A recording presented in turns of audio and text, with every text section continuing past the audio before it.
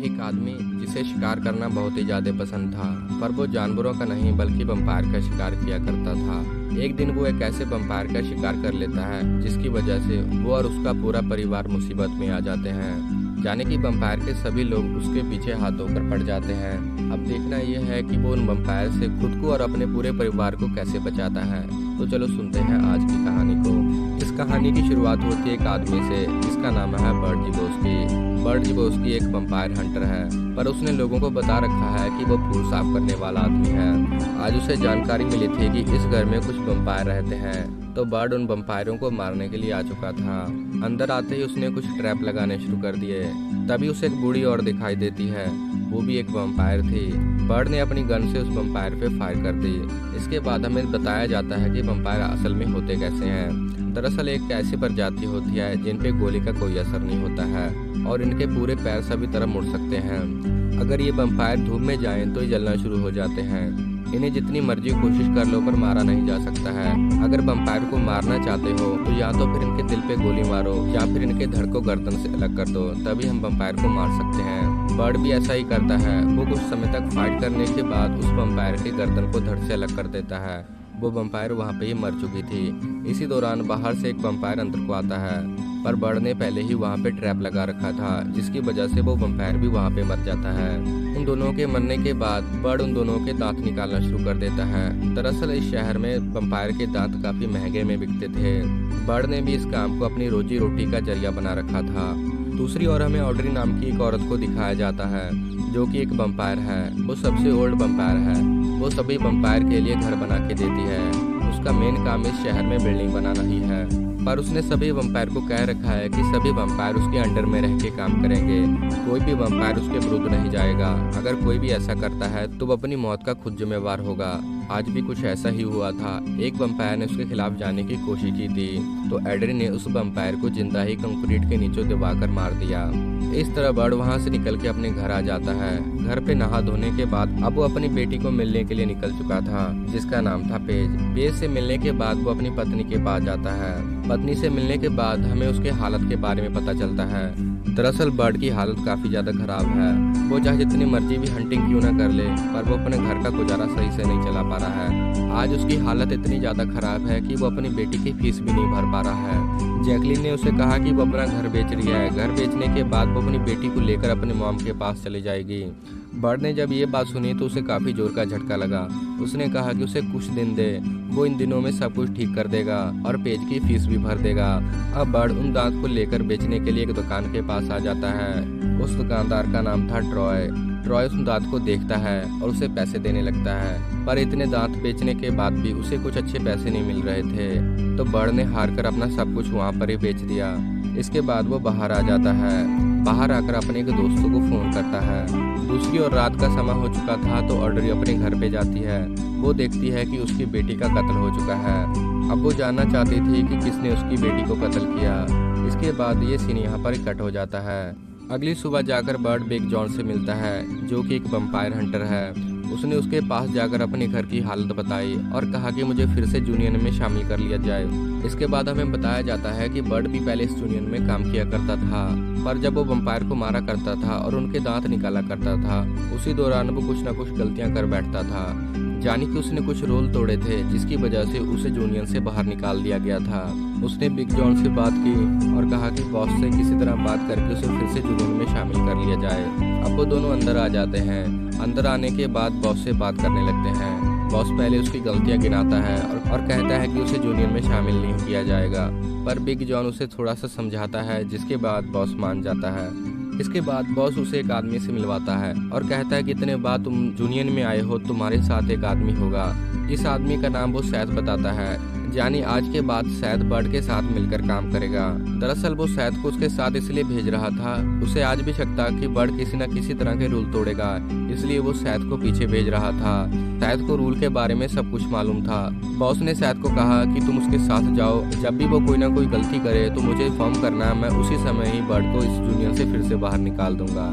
इस बात से हमें पता चलता है कि बॉस आखिरकार कमीने क्यों होते हैं। अब सैद उस ऑफिस से निकल के बर्ड के पास आ जाता है। बर्ड उसको सभी तरह की जानकारी देना शुरू करता है। वो कहता है कि वैम्पायर को तो हमें मारना ही है और उनके दांत भी निकालने हैं। दांत निकाल के बेचने पर हमें काफ़ी ज़्यादा पैसा मिलता है, पर खुद को सेफ भी रखना होता है।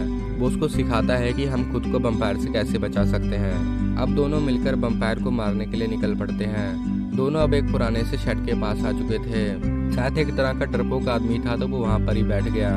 बर्ड उन वैम्पायर को मारने के लिए अंदर जाता है। अंदर जाके देखता है तो वो कुछ वैम्पायर थे। तो बर्ड ने अपनी गोली निकाली और उन सभी को मारना शुरू कर दिया। सभी को मारने के बाद उनके दांत भी निकाल लेता है। दूसरी ओर ऑड्री ट्रॉय के पास आ चुकी थी। उसे मालूम हो चुका था कि उसकी बेटी के दांत यहाँ पर ही बिके हैं। वो उस पे चाकू से वार करती है और पूछती है कि उसकी बेटी को किसने खत्म किया। ट्रॉय अपनी जान की भीख मांगता है और उसे सब कुछ बता देता है। सब कुछ मालूम होने के बाद वो ट्रॉय को मार के वहाँ से निकल जाती है। पूरा दिन खत्म होने के बाद बर्ड अपने घर को आ जाता है। जब वो घर पे आता है तो देखता है कि उसके बिल्डिंग में एक और नई लड़की रहने को आई है। वो उस लड़की के साथ कुछ बातचीत करता है। अब अगला दिन शुरू हो चुका था तो बर्ड फिर से सैद के पास जाता है। इसी दौरान उसे मालूम हो जाता है कि बॉस ने सैद को इसके साथ इसलिए भेजा था ताकि वो उसकी गलतियों को नोट कर सके। बर्ड हार कर उसे अपनी सारी बातें बता देता है और कहता है कि प्लीज उसकी गलतियों को बॉस तक ना पहुंचाए, क्योंकि उसको अपनी बेटी की फीस भरनी है। वो अपनी बेटी की फीस भर पाए और इसके बाद चाहे उसे यूनियन से भी बाहर निकाल दिया जाए, उसे कोई फर्क नहीं पड़ेगा। आज ये दोनों वैम्पायर को पकड़ने के लिए ऑड्री के बनाए हुए घर के पास आ जाते हैं। ये घर ऑड्री ने ही बनाए थे, जाने कि यहाँ पे जितने भी रहने वाले होंगे वैम्पायर होंगे। ये दोनों अभी बातें कर ही रहे थे कि दो ब्रदर्स उसके पास आ जाते हैं। ये दोनों ब्रदर भी हंटिंग का काम किया करते थे। उन दोनों को भी सूचना मिली थी कि यहाँ पर काफी सारे वैम्पायर हैं। उनमें से एक बर्ड को कहता है कि उन्हें आज मिलकर हंटिंग की जाए। तो बर्ड भी उन दोनों की बात मान लेता है और कहता है कि जितना भी मुनाफा होगा हम आधा आधा बांट लेंगे। इसके बाद वो चारों घर के अंदर आ जाते हैं। शायद सबसे पीछे था क्योंकि अभी वो डर रहा था। ये तीनों काफी दलेरी के साथ उन वैम्पायर का मुकाबला करते हैं। काफी समय तक गोलीबार चलने के बाद वो सभी वैम्पायर को खत्म कर चुके थे। शायद का दूसरा दिन था। इस दूसरे दिन में भी वो वैम्पायर से काफी ज्यादा डर रहा था। उन सभी वैम्पायर को मारने के बाद अब वो उनके दांत निकाल के वहाँ से निकल पड़ते हैं। इसके बाद हमें बर्ड को अपनी बेटी के साथ दिखाया जाता है। आज किसी बच्ची का जन्मदिन था तो वो अपनी बेटी को जन्मदिन पे लेके जाता है। इसी दौरान उसे मालूम होता है कि कोई वैम्पायर उसकी बेटी और उसके पूरे परिवार को खत्म करना चाहता था, पर उसे अब तक ये नहीं मालूम हो पाया था कि वो कोई और नहीं ऑड्री ही है। खबर मिलते ही बर्ड अपनी बेटी को लेके वहाँ से निकल पड़ता है। अब वो कार में जा रहा था पर ऑड्री के सभी साथी अपनी गाड़ियों से बर्ड का पीछा करते हैं। कुछ समय तक पीछा करने के बाद भी बर्ड वहाँ से निकलने में कामयाब हो जाता है। अब वो वहाँ से निकल चुका था। बाकी वैम्पायर वहाँ पर ही किसी तरह खत्म हो गए थे। वहाँ से निकल के बर्ड अब अपने घर पे आ गया। जब वो घर पे पहुँचा तो देखा कि ऑड्री उसके घर पे आ चुकी थी। उसने उसकी पत्नी को पकड़ के रखा था। अंदर आते ही अब उसने बेटी को भी पकड़ लिया और कहा कि वो अपने घुटनों पे बैठ जाए। इसके बाद ऑड्री ने अपनी बात बतानी शुरू की। उसने कहा कि जैसे तुमने मेरी बेटी को मार दिया है, आज वैसा ही तुम्हारे साथ होगा। मैं तुम्हारी बेटी को ले जाऊंगी पर मैं इसे मारूंगी नहीं, एक वैम्पायर बनाऊंगी। वैम्पायर बनाने के बाद ये लड़की अपनी ही माँ का खून पिएगी। इसके बाद मेरा बदला पूरा हो जाएगा। ऑड्री ऐसा ही करती है। वो बर्ड को बेहोश करके उन दोनों को अपने साथ ले जाती है। बर्ड की जब आँख खुलती है तो वो देखता है कि वो सैद के घर पे है। वो ये देख के हैरान हो जाता है कि सैद भी एक वैम्पायर में बदल चुका था। उसके अंदर एक ताकत आ चुकी थी। बर्ड जब देखता है कि सैद एक वैम्पायर में बदल चुका है तब वो उसे मारने की कोशिश करता है, पर अभी सैद पूरी तरह वैम्पायर में नहीं बदला था। उसमें अभी भी कुछ अच्छाइयाँ बाकी थी। उसने कहा कि घबराए नहीं, वो उसका पूरा साथ देगा। बर्ड हार के आखिरकार उसकी बात मान लेता है। अब वो दोनों निकल के बर्ड के घर पे आ जाते हैं। बर्ड जब अपने घर पे आता है तो वो देखता है कि जो नई पड़ोसी लड़की आई थी वो भी एक वैम्पायर में बदल चुकी है। बर्ड भी उससे डरता है और उस पर हमला कर देता है। वो लड़की कहती है कि डरो मत, मुझे सब कुछ मालूम है और मैं तुम्हारी मदद करूंगी। उसे ये भी मालूम था कि बर्ड की बेटी को कहाँ पे रखा गया है। आखिरकार बर्ड उसकी भी बात मानता है। अब ये तीनों मिलकर फैसला करते हैं कि ये सभी वैम्पायर को खत्म करेंगे और उसकी बेटी और उसकी पत्नी को बचाएंगे। तभी वैम्पायर को खत्म करने के लिए वो वहाँ से निकल पड़ते हैं। इसके बाद वो ऑड्री के अड्डे पे आ चुके थे। अंदर घुसते ही ये सभी वैम्पायर को मारना शुरू कर देते हैं। कुछ समय तक मारने के बाद ये बुरी तरह फंस चुके थे।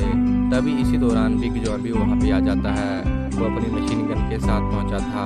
उसने अपनी मशीन गन चला दी और सभी वैम्पायर को खत्म करना शुरू कर दिया। इन वैम्पायर को खत्म करने के बाद ही आगे बढ़ने लगते हैं। सैथ और हंटर एक तरफ जाते हैं, बिग जॉन और बर्ड एक तरफ जाते हैं। जाते जाते ये दोनों काफी एक डरावनी सी टनल में आ जाते हैं। यहाँ पे काफी ज्यादा अंधेरा था। अंधेरा तो था ही, इसी दौरान काफी ज्यादा वैम्पायर भी वहाँ पे आ जाते हैं। बिग जॉन बर्ड को वहाँ से निकाल देता है और कहता है कि तुम जाकर अपनी बेटी और अपनी पत्नी को बचाओ, मैं इन सभी को देखता हूँ। वो इन सभी को खत्म करने के बाद खुद को भी ब्लास्ट कर लेता है, जानी कि बिग जॉन यहाँ पे मर चुका था। बर्ड अपनी पत्नी और बेटी को बचाने के लिए और भी अंदर आ जाता है।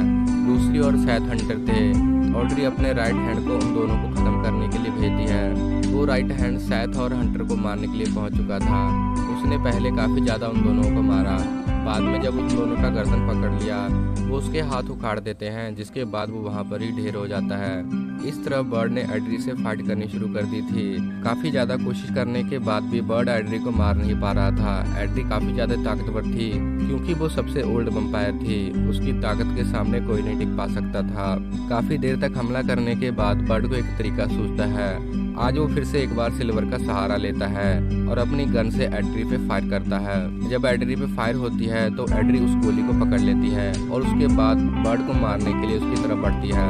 उसकी रफ्तार इतनी ज्यादा थी कि उसे वो तार नजर नहीं आई। भागते भागते ही उसकी गर्दन धड़ से अलग हो जाती है, जानी कि उसने आज फिर से अपने ट्रैप का इस्तेमाल किया था। इस ट्रैप के कारण उसने आज एड्री को भी खत्म कर दिया। एड्री को खत्म करने के बाद उसके दांत निकाल लेता है। अब ये सभी सेफली तरीके से बाहर आ चुके थे। सैथ और हंटर दोनों भी अच्छे थे।